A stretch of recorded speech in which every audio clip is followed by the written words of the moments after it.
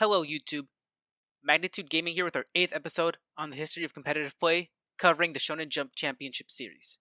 I've been looking forward to this episode for quite some time, mostly because I'm from New Jersey myself. Regardless of how important this event is to me sentimentally, it actually was crucial for a few reasons. We'll get to that shortly. Over 500 duelists showed up to Secaucus, New Jersey to play this event. As usual, Chaos was the favorite to win, but this event would look different. We saw Thousand Eyes Restrict in decks before, but this was the event where the deck known then as Thousand Eyes Lockdown, or now known as Goat Control, was first seen. Essentially, the deck revolved around locking your opponent down with Thousand Eyes Restrict. Thousand Eyes Restrict was easy to summon, as this deck had various level 1 monsters like Sinister Serpent or the Goat tokens from Scapegoats. You would simply use Metamorphosis to bring out Thousand Eyes. Thousand Eyes would lock your opponent from attacking you, or you attacking them, or even switching positions of all your monsters. Thousand Eyes could absorb your opponent's monsters, and then you could just summon Tsukuyomi to flip it face down, so you could take yourself out of the lock. Then reflip Thousand Eyes to steal a monster from your opponent once more, and do this again on the next turn, and you pretty much get the idea. This event was also the place where Upper Deck and Konami made some rule changes.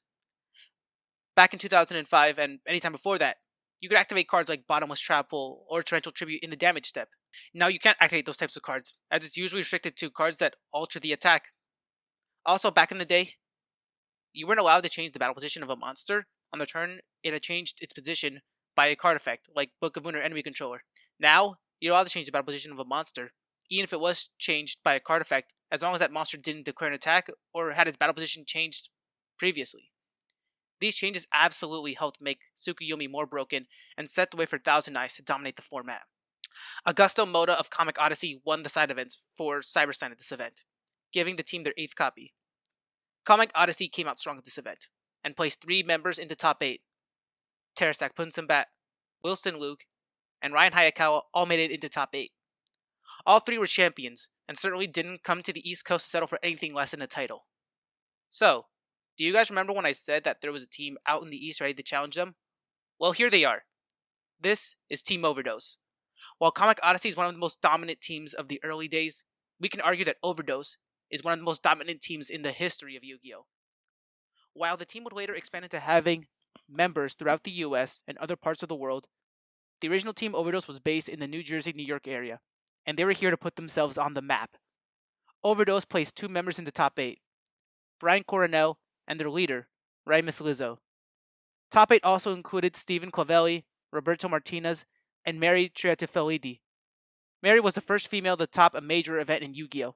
And would be the only one to do so for many years. In top 8, Ryan had to play his teammate, Terasek Punsabat, in a rematch from the previous Shonen Jump finals. Ryan emerged victorious.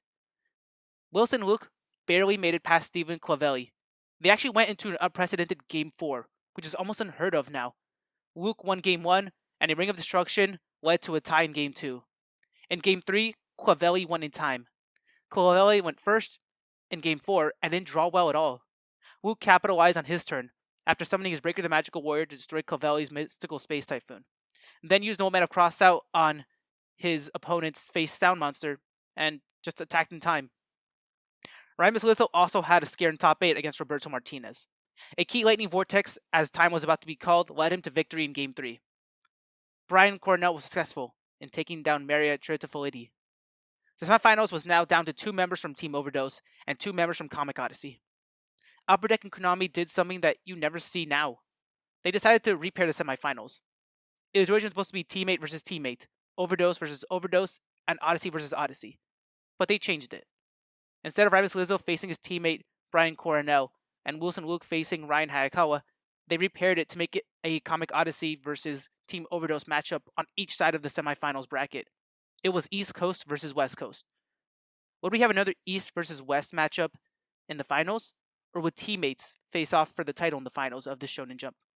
Wilson Luke won his match over Brian Coronel 2-0, while Ryan Hayakawa was able to survive Game 3 against Raimus Lizzo to secure his spot in the finals. Unfortunately for Overdose, they were unable to defend home turf, and the finals for the second straight Shonen Jump Championship was all Comic Odyssey. This also ensured that we would have a 2-time champion for the first time in the history of Yu-Gi-Oh!, as Wilson Luke won Shonen Jump Las Vegas, and Ryan Hayakawa had won Shonen Jump Houston. Game 1. Hayakawa started off with Pot of Greed before setting a card to each of his zones.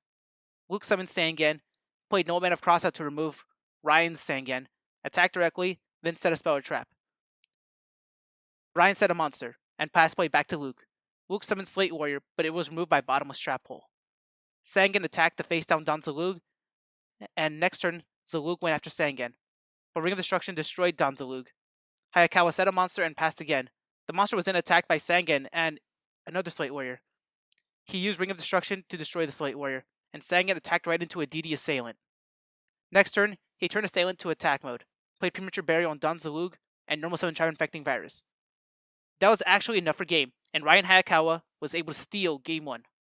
Game 2.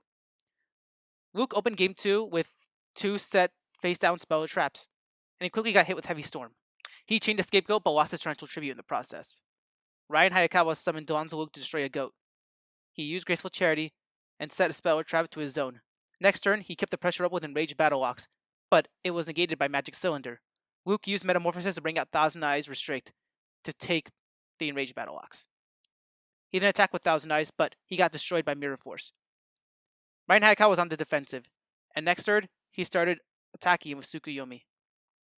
Hayakawa was running low on monsters, and a turn later, his last one, Don Zalug, was destroyed by Slate Warrior. He set a Magician of Faith, his only monster, and used Smashing Ground on Slate Warrior. The score was 4,900 to 6,300 in Ryan Hayakawa's favor, but he was still on the defensive. No Man of Crossout removed Ryan's Magician of Faith from the field, removing all the copies from both his and Luke's deck. Wilson Luke had no follow-up and couldn't press much offensive. Ryan couldn't draw another monster, so he just left his token on the field and, again, passed for turn. Next turn, Luke summoned Tribe Infecting Virus, but it was destroyed by Ring of Destruction. Luke set a monster and passed.